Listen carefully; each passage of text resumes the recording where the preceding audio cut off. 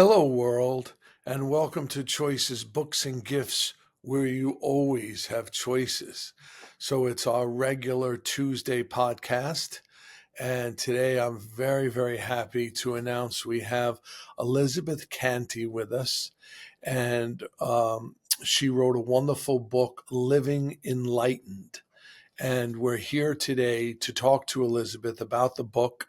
First, I'd like to read a little bio so you guys know who and more of whom we're dealing with, and then we'll go into our regular questions. All right, so here we go. Elizabeth Canty is dedicated to helping people integrate spirit, mind, and body in order to live each day with a deep sense of purpose, passion, and fulfillment. Her new book, entitled Living Enlightened, The Joy of Integrating Spirit, Mind, and Body, is available on Amazon.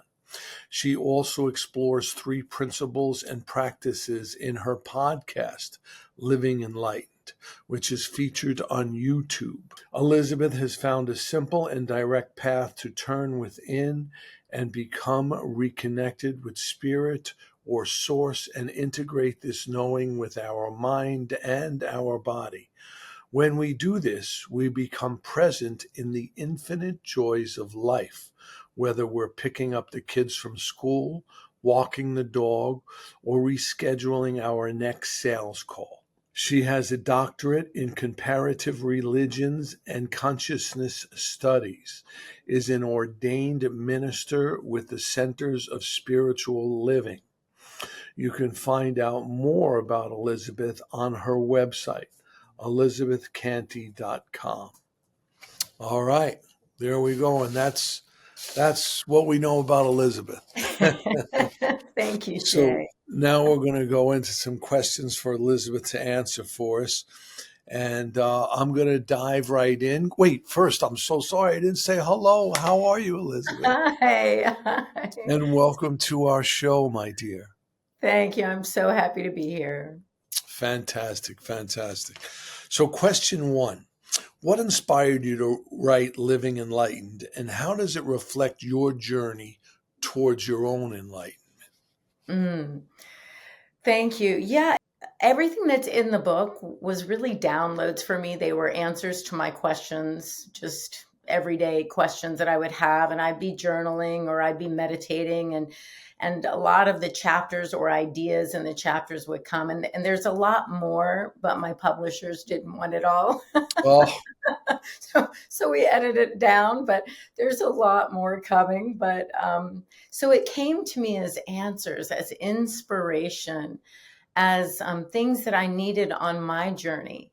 And then my son was really sick in high school. He's well now. He's thank in God. college, about to graduate. Thank you. Yes, and but he was really sick, and I'm a full-time single mom, and he grew up with these teachings. He grew up with me speaking like once a week, and he would hear me kind of handle his problems or things that came up with these spiritual principles and practices and things. But when he was really sick and going through stuff, I thought, if I wasn't here, what would I really want him to know? There's nothing written down. There's nothing for him really, and I would never think of putting it in a book, but someone asked me, what is your legacy? They use that word, and I just wasn't familiar with it, and it made me think, what is my legacy for him? And what I wanted him to know is in this book, and that is, for me, who he really is, what really our ideas about God are, and how we can really integrate spirit, mind, and body to love our life. I wanted him, and I still, of course, want for him to just love life, and to love his life and have something he's passionate about, and know that he is no matter what happens in his life, he's never a victim. He's never a victim of bad circumstances, even when he got sick, or of things that happened to him, but that we are co-creators in our life, and we can be free in our life because we can be free with spirit and in mind and in our bodies. Okay, regardless of thank what's you. going on. Yeah. Thank you. I'm sure a big part of him getting better is all that positiveness you put in his life. And I too am a great meditator. I meditate every day for 20 minutes. I know the practice says twice a day, but I do it once a day. And like you, a lot of my thoughts and ideas and things come to me that are very positive. And problem solving is fantastic. Whenever I meditate, I solve so many things. So thank you for that. And I'm glad your son is doing well. Thank you. Second question: how do you define living enlightened? And how is it different from the common perception of enlightenment? Well, for me, and I'm older, so when I was younger, there's this idea. It was a very maybe Eastern tradition idea, of going to India or going to some exotic place to study with an enlightened master, and there was an idea of being like Jesus, walking in Jesus's shoes, or some other, whatever your saint or sage of your tradition might be. That's what we all kind of have this idea of a maybe a perfection, or but it's concepts, it's ideas that we have. And what I've realized is that, and I talk about it in my book, which makes me giggle, but enlightenment isn't somewhere we get to. It's not something we earn like a degree or a title or a realization. It's really just those moments during our day. We all have them. We were all created in wholeness and oneness and love and joy, peace and beauty. We're all it, but mostly we're looking outside to find it. But when we Agreed. turn within it, that love, that joy, that peace, power, beauty, answers, all of those things are within us. So when I could let go of my concepts, when I could let go of, walking on water or levitating or all the kind of, yeah, this, being, I don't know, psychic or something, all the concepts we have of what enlightenment might be, when I could let go of that, it was right here. And one of the greatest gifts, Jay, you mentioned, is problem solving. It's so practical. It's so close to us. It allows us to be connected with everyone in any situation. Yeah. Did I It's funny, answer growing up in and going through my own trials and tribulations, it was said to me that first, this too shall pass, but always try to live in the solution and not the problem. We here's the problem, and now what's the solution? Too many of us dwell on the problem for so that? long. Absolutely. Yes. All right. So, number three, can you share a pivotal moment that set you toward greater spiritual awareness? Did something specific happen? Well, there's many that kept happening, but yeah, Yes. the first one, it was a big one. I grew up in Catholic school, grade school and high school. And when we were going into the high school, they sent over some 10th graders so that the 8th graders, we would have like a buddy at the high school. And I remember we're all in 8th grade, we're all sitting around, and this girl, I'll never forget, her name is Patty. And she was asking, what do you want to be when you grow up? And all these kids, I mean, that I grew up with, they're all naming these big things. Like they're not saying a fireman or a what, they're like a doctor, a lawyer. I'm just like, oh my goodness. These They're kids have saying, big goals. they're saying these big adult things. And I decided, I was very shy, and I thought, well, I'm just going to be bold and say what I would want to be when I grew up. And I said, a priest. Oh, Well, she looked at me and she's like, "Oh, you mean a nun?" And I was like, yeah. "No, A no, priest. I do not know." I was like, "No, I don't want." Mm-mm. And it was that idea that the guy up there reading from the holy book, speaking to God, knowing this mystery. Like I wanted that. So that was very interesting. And of course I was kind of shut down, like that'll never happen. And I knew that would never happen. And that was the only tradition I really knew at that point. Well, Yeah. when I got to college, I did what most college kids do and kind of ran around busy with relationships and parties and trying to get through school and travel. I started really Mhm. traveling then, taking classes overseas and doing everything I could to, I don't know, not become an adult. But when I was around 26, I was diagnosed with cervical cancer. Mhm. And it was so crazy because I wasn't afraid of dying, because when you're young, you don't really understand that concept. Even I was even more immature for my age. I didn't think about dying. I mean, started to think about what living was and what dying meant. And all I could think of was, I don't even know what life is about. I need to know what life and living is about before I die. And So so did that help you begin to live like the concept when you heard about the disease, you didn't think about dying. It made you think about more living? living. I Ah. was like, what? This can't be happening, because I remembered that dream, that idea of talking to God, knowing God, like understanding this mystery. So it just zapped me right back into that moment, and it zapped me into a search, one for, causes of cancer. There was no internet, by the way. So I had to go to libraries. I was in New York at the time, actually. Mhm. Went to the public libraries, and I was just searching and looking, and there was the self-development or self-help sections back then were psychology. I really didn't find much help, and before I got my second opinion, I was already moving to LA. So in LA, someone had told me, oh, you should go to the Bodhi Tree bookstore, which is a beautiful bookstore with, I had never heard or seen anything about it, but I went on, it was on Melrose, and I walked in, and there were Tibetan flags and bowls and gongs and bells and all kinds of books. And it was like, you are not in Kansas anymore, And the first book, it was a stack of books, and it just caught my attention, was Louise Hay's You Can Heal Your Life. And I was like, are you kidding me? Not just heal your cancer, but heal your life. There was just something about that. And the second book I took away was Shakti Gawain's Creative Visualization. So I learned to visualize and meditate.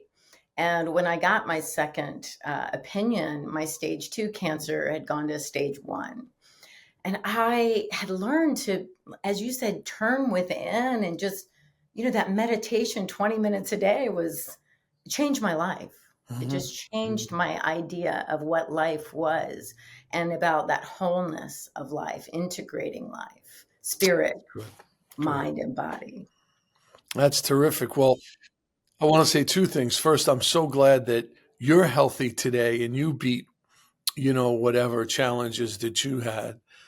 That's first. And second, you had mentioned that it was a lot of little things that put you on the spiritual path. And I call those God shots. Oh, yeah. There's Good. just little God shots all day, Yes. and that helps us get to where we have to get. And you're certainly there. I think it was on the fourth question. Let me know. Your book encourages readers to live enlightened in everyday life. What practical steps or habits can people adopt to begin this journey? That's a great question. So, in all the chapters in the second section, I think there's only 4 chapters in the first section, and then all the other chapters have some practices, some journaling Right. and with questions, or a meditation, a kind of a specific meditation or something. Well, all of those practices had come to me when I was in sort of a little crisis or something. Like you said, those God shots, those were the answers that came to me when I was going through difficulties or problems. And I would be sitting in a meditation, and it would just be this, I would be taken through a vision of, coming up out of, one of them is coming up out of my body. And I don't call it, people call it astral projecting or all these things. I don't know that much about that. I just remember I just kind of expanded and floated up, and I just had a vision of earth and life, and it was all so beautiful, even though things were happening that looked ugly. You know, there was hurricanes, or there was tornadoes, there was people hurting each other, but when the perspective is so high and you see it all and you see everything connected like that, there's such a beauty. And it reminds me now, as I say that the astronauts would talk about that when they could see the earth from far away, that it changed their life. They because they, in a sense, their perspective opened up to be so big it could encompass all the Mm. good and all the bad, the yin and the yang, and you're seeing it all. So in the book are some practical things that came to me that I hope the readers really take the time to experience for themselves, because as they do, their answers come through, their answers flow into their practice of whether it's journaling or sitting quietly or asking certain kinds of questions. Well, I can segue into this then, because as you mentioned, there are actual practices in the book that you can do every day and learn from. So, can we just take a look at the book real quick just to give people Oh an idea of what it looks like? yeah. Little stop right there. Right. Perfect. Living Enlightened Joy. So, folks, this is the book where you can, learn so much more about enlightenment in life. And Yeah. as you can tell, Elizabeth really knows what she's talking about. All right. Next question. How can people find enlightenment during life's challenges and all the chaos in the world? Yeah, so those are kind of two things. The first thing I would say during life's challenges, before we look at the world, it's good to just look at our, challenges. And then it's funny that your order of questions, because if you're doing some sort of practice, meditation once a day or twice a day, when you're not really having challenges, how much easier it is to Mm. allow yourself the time to sit and be still when you are having challenges. So one thing I would say is, whether you're experiencing challenges or not, to pick up a practice that inspires you. That might be walking in nature. It might be sitting quietly with some music on, or just in the silence, whatever that might be, every day. But well, and then to notice that every single day we all have moments of what I would call enlightenment. Enlightenment is simply the recognition of an integration of spirit, mind, and body. It's when everything just comes together, and it's simple. It's not exotic. It's not crazy. It's not ecstasy or levitating or any of this stuff. But most of us experience something like that right before we go to bed. It's like, when you're thinking and you're like, oh, did I call so and so today, or I forgot to take the trash out, or whatever those things are. At some point your mind just says, forget about it, I'm tired. The body says, I'm tired. Spirit is saying, let it go. And you do. We all take that moment where we just sink into the pillow, maybe with a little smile on our face, or we just roll over, get comfortable. That's a moment of integrating spirit, mind, and body. We're at peace. We have no thought. We're not going to worry about tomorrow. We're not going to project into the past. We're just there taking a few breaths before we go off Yeah. to Yeah. sleep. Well, those are the moments we can copy. We can say, oh, I did. And usually we do it right when we wake up.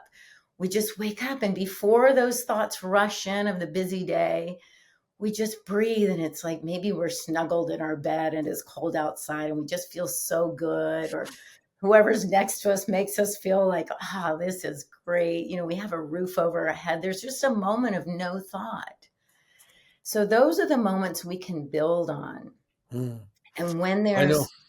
there's a challenge, I was going to say, it's taking the time to dive into those moments. Like, the challenge is going to be there, and so we just practice. That's where the word practice comes from. We're practicing for the big event. What's the big event? The big challenge. whether you're an athlete or you're someone and you know that life's challenges are going to come and they're going to go. So we prepare ourselves. We enjoy when there's a flow, and then when there's something that looks like it's challenging or it's causing us to move in a certain direction that we didn't think we'd be going in, we breathe, we connect, we practice. All right, very good. I know for me, a lot of ways I get to that is through exercise. I'm a big swimmer and runner. The meditation, the prayer. Those are when I get my moments of enlightenment and encouragement and that security that I know I'm being taken care of, that somebody's, that my God is looking after me. So I hear you. You emphasize personal empowerment in your book. How does embracing enlightenment help individuals reclaim their power? We are, as human beings, because most of us don't have parents that were really enlightened, we're taught generation after generation that we're victims of life, that life is happening and it's just going to keep happening, and you better, suck it up, or just, get along, or this too shall pass, which is one of my favorite sayings because it will Me pass. too. But we feel like we're victims to everything that's happening. But when we dive into a perennial truth, it's a wisdom that is in every mystic tradition. It's in every religion. It's in every shamanic tradition or native tradition. And it's this idea that life isn't happening to us, that we are life expressing. And when we can grasp that and take that on, we become co creators. In the Christian tradition, there's a saying, and the Jewish tradition, there's a saying that ye are gods and made in the image of light and likeness of God itself. And that actually is expressed in Buddhism, in the Tao Te Ching, and in other traditions. And what that is that we have the ability to see that big picture that I was talking about, and to really grasp that we can, with our thoughts of being loving, empowered, of feeling the love flow through us and out of us, rather than trying to get love or trying to get supply or money or wealth or fame. We actually give the gifts that we have. And Yeah. that is empowering. Mhm. That allows us to not feel taken down by the diagnosis or by a crisis in our life. We actually take that and we use our connection with spirit or God, whatever we want to call it, our higher self, our intuition. And now we have this power, this strength within us that guides us through a crisis or a challenge or a change. Yeah, yeah. Terrific, terrific. In a world focused on material success and external achievements, how can someone shift their perspective to prioritize inner growth and awareness? There's Mm. one thing I want to say before you answer that. To earlier your question 6, and you were talking about how to achieve certain things. And, when I'm in my deepest problems, if I reach out and try to help others, even if it's my problem, and ask people how they're doing and what their lives are, I know it empowers me. So my whole saying is, when I give, I get so much more in return. I just certainly do. So do you need me to repeat that question again? Yes. Okay. In a world focused on material success and external achievements, how can someone shift their perspective to prioritize inner growth and awareness? Hmm. So, we're taught to, there's a natural longing and a desire within us. And that is, in my belief, we are timeless, eternal beings. And we are kind of, I use the word, stuffed into this finite time and space, this finite body. So we're timeless, eternal beings stuffed into this finite little body that has these finite set of experiences, this finite history of my parents, not your parents. I don't know how you lived. It's mine over here. And so there's this natural longing that we all have to feel whole. That's it's like we're all looking for love in relationships. We look outside of ourselves for that love to feel whole. We look outside of ourselves. We look in our a career or a vocation to give us fulfillment. We look in for work to give us money. We think money will give us freedom. So we're Mm. always looking for these things like freedom and fulfillment and joy, the things that we look for joy. It's like we're going to go. Many people turn to drugs or alcohol or other things. So we're always looking outside, but there comes a time for almost all of us when we've tried it all. We've tried the relationships and we're on the third divorce, or we've tried the drugs and alcohol and we're still so unhappy. We've tried the latest fad or the gimmick or whatever it is. So usually there's a natural progression that kind of brings us back to Okay. trying something else. And there is an inner voice, and most of us have ignored it for a long time. I was blessed, and I say this, I was blessed by cancer early on because it guided me to turn within early on. But Mm. some of us are going to be blessed later in life by that call to turn within and to seek that power from within. And we will be guided and directed. I agree. Yeah. I agree. It's happened to me. It happened to me at age 37, but that's for another story. I'd love to hear it.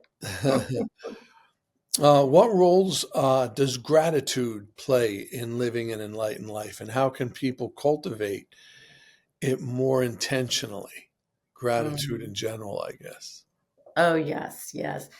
I actually have a gratitude journal that I've written, and there's a kind of a chapter in front of the journal that reminds us about gratitude. And I think it was Meister Eckhart who said, "If the only prayer you ever spoke was thank you, if that's Yeah. the only prayer you ever spoke, that would be enough. That would change your life."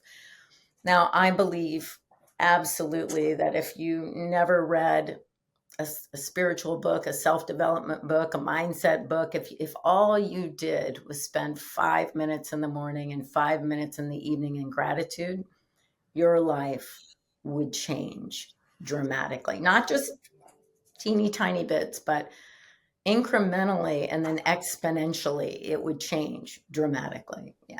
Excellent. Excellent. And I agree wholeheartedly. Wholeheartedly. Yeah. Can you explain how self awareness and mindfulness contribute to enlightenment? For instance, what are some practices you recommend to deepen these skills? Yes. Well, there's a chapter in my book. I forgot what it's called, but it's about being the observer, becoming the observer. So becoming the witness to our thoughts, becoming the witness to what's happening as events are happening, the sensations in our body, the thoughts in our body. So if you're driving in your car and somebody cuts you off on the freeway, and we have, many of us have that reaction, how dare they, I could have been killed, whatever it is. And it might be true. We might have been run off the road and thank God nobody was there, whatever that is. But we're watching when we become the observer, when we witness the ideas that are flowing through our mind. It's like, I feel the tenseness in the body. I feel like I want to scream. I feel the contraction in my chest. Now we're watching this as it's happening and we're saying, "Oh, look at me doing all this." My thoughts are how dare they or whatever it is. So we're seeing our thoughts. We're watching our thoughts. And that spaciousness gives us the realization, the perspective of what we can do, what we want to do, and Hmm. what's actually happening. That person could be taking their sick child to the hospital. That person, we don't know anything that's happening. So we can give ourselves a choice. We can say, do I want to respond this way? Do I want the cortisol to course through my body? Do I want the heart rate to go up? Do I want the blood pressure, that I'm starting to feel? Or can I just relax and be on the road again? Yeah. Can I just be with this and breathe the scary sensation or the angry sensation and just let it go? Can I? So that's a good question. I don't know. Yeah. Maybe I need to feel this, and that's okay too. There's no right or wrong answer. But giving ourselves that separateness, that spaciousness to watch our thoughts and become the observer, to me, that is the key to real transformation. Okay. Great, great, great stuff. Great stuff. How do you address skepticism from people who may feel disconnected from spirituality or think enlightenment isn't for them? Yes. Well, then it isn't. I mean, I honor Right. everyone's, yeah, wherever you are and whatever you're feeling. And you know what I love about right now, Jay, is there's so many beautiful, mindset coaches. Like psychology has changed a little bit where it will help you develop positivity. So you don't have to call it enlightenment or spirituality or any of those things. There are beautiful health coaches you mentioned working out. If we worked out our bodies, if we raised our heart rate and our breathing, if we breathed hard and fast, changed our breathing rates, once or twice a day for 15 minutes, we would change our lives. I mean, that changes who we are. Hmm. So we don't even have to deal with enlightenment or spirituality or any of those things, but there are other ways to come into wholeness Right. through the body, through the mind, and at some point will the body, mind, being in wholeness will recognize spirit. It will recognize on its own time, in its own way. Very good. And as you said, if it's, you're not forced into anything, these are suggestions. If it's Yeah. not your way, it's not your way. Your Mhm. book touches on the ideas of authenticity. Why is being authentic such an important part of living enlightenment? And how can people embrace their true selves? Oh, that's beautiful. Yeah. Well, that's become such a part of my path is, when we're younger, when I was in the Catholic school, well, my parents put me there. I didn't choose it, obviously. Right. And whatever, we're kind of giving to our kids what we think would be the best for them most of the time. We're trying to feed them in a way that makes sense for us as adults. So as children, usually by the time we're 2 and certainly younger, but definitely by the time we're 7, we have created our responses to how we feel, how we're addicted to approval. We want the approval. We need absolutely as a human animal, we need the approval of our parents so that they Hmm. feed us, they clothe us, they're not angry with us. We're not going to be exiled from the tribe. These are sort of psychological responses of an animal. We are animal, we are beings, we're mammals, and Yeah. so Yeah. we're going for that approval, we're going for that conditioning, to make ourselves as loved and likable as we can in our family environments, whatever that looks like. And most of the time we make choices when we're 2 to 5 to 7, and by the time we're 17 and 27, we're living from choices we don't remember making. Right. So it's so important to there was a movie called Runaway Bride. It's really old, but it's a Julia Roberts movie, and it was the bottom line. Spoiler alert: is she doesn't know what kind of eggs she likes because whoever she's with, she likes those eggs.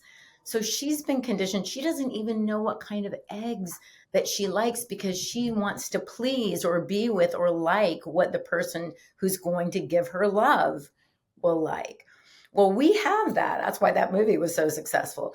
What kind of music do we like? What kind of food do we really like? How do we like to work out? Where do we want to really live or have our being? And so when we find out who we really are, we begin attracting that which serves us, our authentic being, not those things that keep us stuck wearing these masks Mm-hmm. of I'm this kind of a mom, or I'm this kind of a teacher, I'm this kind of a, whatever it is, because we want to be seen in a certain way. Well, what we don't realize is that when we drop the masks, Spirit created us perfectly to be our authentic self. And it's so much more rewarding than any mask we can pick up and try to be. So I Beautiful. think it's very powerful. It is very powerful. Very. Just wonderful. I'm enjoying this so much, Elizabeth. How does Living Enlightenment approach the balance between spirituality and practical living? Yeah, we've touched on that in some of Yeah, these I conversations thought so is, too. yeah, it's really the idea that when we are really in touch with our breathing, how we're feeling, our sensations, then we get to notice, oh, I'm getting really angry here. I'm getting really overwhelmed, my blood pressure. We start to sense how we're affected by the world and how we are affecting the world. Like, people are always yelling at me, what's up with that? Like, we start to notice things. Well, that's very practical. It's practical for our health. It's practical for our mental health and emotional well-being. And it's practical that when we practice sort of the breathing, becoming aware, as you mentioned, we get answers to problems or challenges in our life that we couldn't have imagined, because the only things that our finite mind knows is what we've already experienced. But when we open up to a bigger dimension of mind, then the unknown comes in as a beautiful solution or a beautiful invitation. Sometimes it's not even obvious. It's like, call your mother, Yeah. and then you call your mother and she says, I ran into this friend of yours from high school and they said this, and you're thinking, no way, I was just thinking I needed that. And that this, Yeah. you would have never thought to call that person, but you had the thought, call your mom. Excellent. Excellent. Mhm. Excellent. How has writing and sharing Living Enlightenment transformed your own life or deepened your understanding of enlightenment? I guess the whole process is gotten you there. Yes, So, yes. sort of a silly question if you really think about it. No, no, but some people sit down and write a book, like they have an idea. Well, I would assume most people, they have an idea. And I have a friend who writes, beautiful books, and he has the idea, and then he has the idea for chapters, and then he knows how long each chapter should be, and he has 3 headings under each chapter. Well, mine did not come that way. Mine really came as the answers that I needed along the path. And so, yes, this is my transformation. Isn't that Yeah. funny? Yeah. This is yeah. That's who you are today. That's fantastic. So I do have one more question for us before we're going to wrap this up. And if there was one key takeaway or message you hope your readers and listeners carry with them from Living Enlightenment, what would it be? Mm. Take your Yeah. time. Yeah. When I look around, I think the reason why this, like, I'm still doing this, I'm still teaching, I have courses, the podcast, my podcast is Living Enlightened. So it's because when I look out, there's so many people who have so much. They've done what we talked about a little bit. They've found, the relationships, and they have money, and they have success, and they have careers, and they have people all around them, and they have the car and the house and the vacation home and whatever it is. They have so much, and they're still so unhappy. Yeah. And I say needlessly unhappy because, Buddha said the first noble truth is life is suffering. But people forget there's a fourth noble truth, and that is there is a way out of suffering. There's a Mm-hmm. way out of it. Mm-hmm. And that is to not be looking outside for what has already been given us. So when we think, oh, I need the vacation home, or I need that car, the red Ferrari, or even sometimes we just think I need a car because mine's about to die or it's dead in the driveway, right? When we think of the 5 things that are on the top of your list, what you need, and you look at those 5 things that you need, and you ask yourself, why do I need this? Why do I want this? And it's because my car is really old and it will make me feel secure driving a new car. And what does feeling secure mean? And I'll be happy. I'll be happy. I'll Yeah. feel safe, Safe. you know. And so we can go through everything on the list. A bigger house, will make me happy. If I was in a relationship, and not single or alone, I'd be happy. And so we have these ideas of what we would be, how we would feel. When we find out, this is mind blowing, that we can be happy right now. Like you can look at a picture of your kid or walk outside and see a flower growing or a snowflake, catching it on your glove, and you just check that out again like you were when you were a kid, and you Yeah. see the Yeah. miracle of life, the grass, the squirrels, whatever's happening. We can be happy right now. We can feel Yes. safe right here.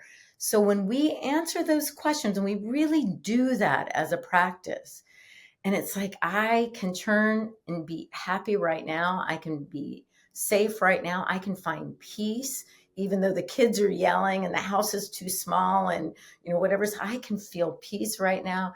Then we become that peace, that joy, that security. And now we're going to attract it because we are it. Mm-hmm. So we're not getting it, we're being it, and we're allowing it to come to us.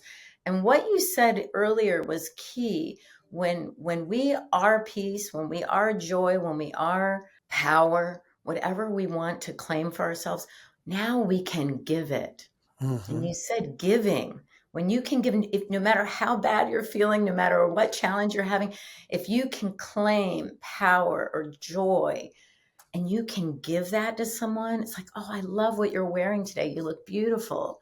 Or I love that you're, helping your child like that. You guys look so happy. Whatever we're doing, we can take a moment and give Mm-hmm. that which we're looking for because it's within us. It's You here. know, you made some really, really wonderful points there. And it's so funny because most of us, I think, live our lives where we think if I get a bigger house, if I get a nicer car, if I get a pool, that's going to make you Yes, happy. And there you still are. Until you can find that happiness and that peace within you, can you even enjoy those other things? So it's so true. Nothing in this world materialistic will make you happy. You may feel a little bit secure if you make a lot of money, but it's still not happiness. that's So I right. love that, you have to find it within Yeah. and then enjoy your life. It was just so wonderful having you here. It really, really was.